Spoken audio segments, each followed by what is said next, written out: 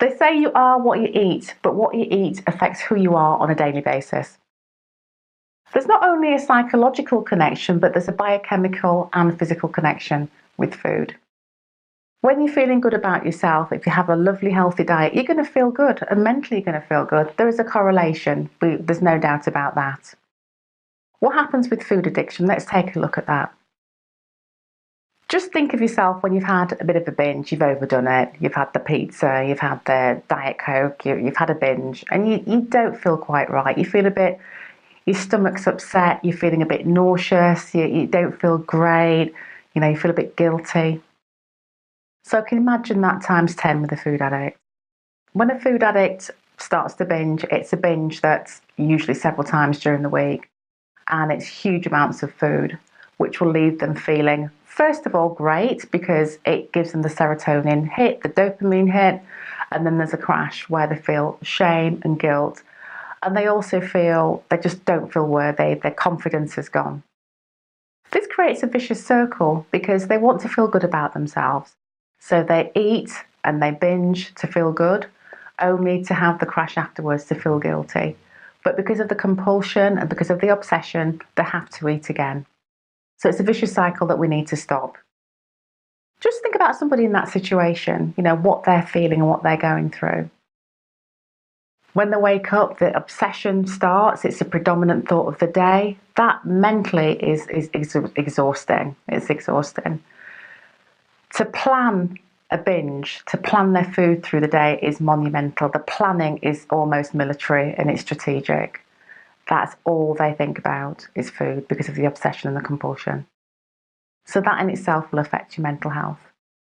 The side effects of a binge is normally what we call a carb hangover, where we're talking about lethargy, fatigue, brain fog. Just think of someone who has had that carb hangover in the morning, they're going into work, poor decision making, they can't concentrate, they're feeling really, really tired, the chronic fatigue is setting. The stress levels are high, there's deadlines to fulfill. So again, that's a real strain on somebody's mental health. Life becomes pretty unmanageable for a food addict. Just think of all the hiding and a secret eating. And again, that's that feeling of guilt and shame. It doesn't feel right, it feels a bit dirty. Again, having to conceal that has a massive effect on your psyche and your mental health and your mental well-being.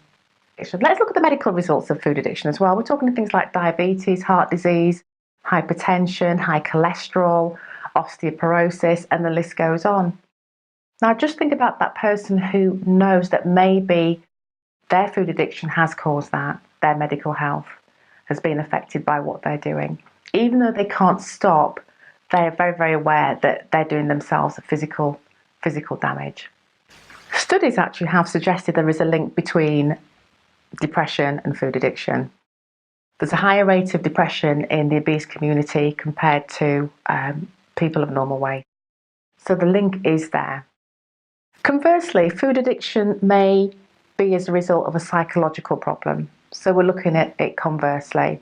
Again, somebody could have gone through a traumatic event and the only way to self-soothe is through food. There is a mental health problem there that needs to be addressed to be able to help the person recover from food addiction. It's a definite chicken and egg scenario. Is it the psychological factors that cause food addiction, or is it the food addiction that cause psychological factors? I think it's both. There are pure food addicts, which is just purely biochemical, but again, eventually there are psychological factors that kick in. When we remove trigger foods, we're calling it abstinence. Abstinence is removal of a toxic substance. It's almost like removing something that's going to cause an allergy. This is very similar to treating drugs and alcohol. People with drugs and alcohol, we're removing the alcoholic substance or removing the drug of choice. This gives the person time to start settling neurochemically and physiologically so that other support systems can come into play to create healing. An addicted eater has tried to get from food what they wanted from life. Food will never fill that emotional, mental and spiritual void, that hole in the soul. With a holistic approach, we can help and guide the client to be able to find the spiritual, the mental and the physical fulfillment. But first of all, abstinence is key. And with abstinence, there is support, and there are support systems built around that person so that they can heal.